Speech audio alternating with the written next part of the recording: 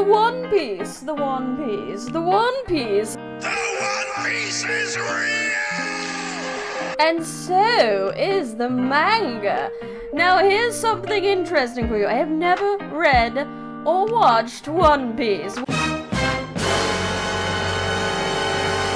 Whether it be in its Netflix form or its anime form, I have not really had much contact with this whole series, so I thought it would be interesting to see what my reactions would be to this legendary manga.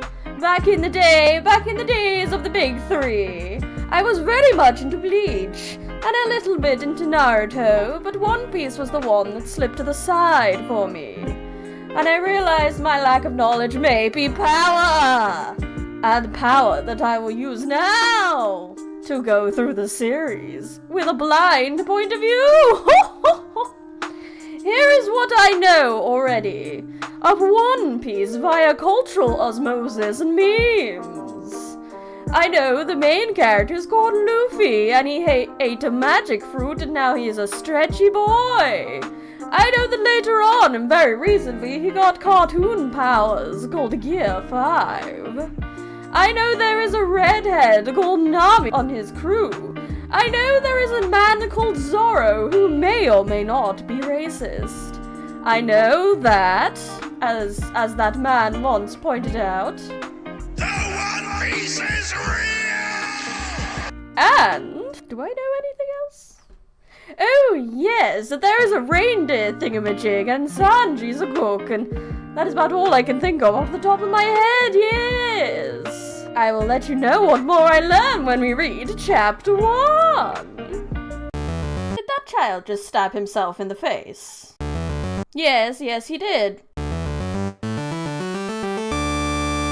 Well, that was rather intense, actually. I kind of see where the hype came from. That was a hard-hitting first chapter. I mean, first we have a small child that stabs himself in the face. Then a rather stereotypical, oh no, bad guys turned up.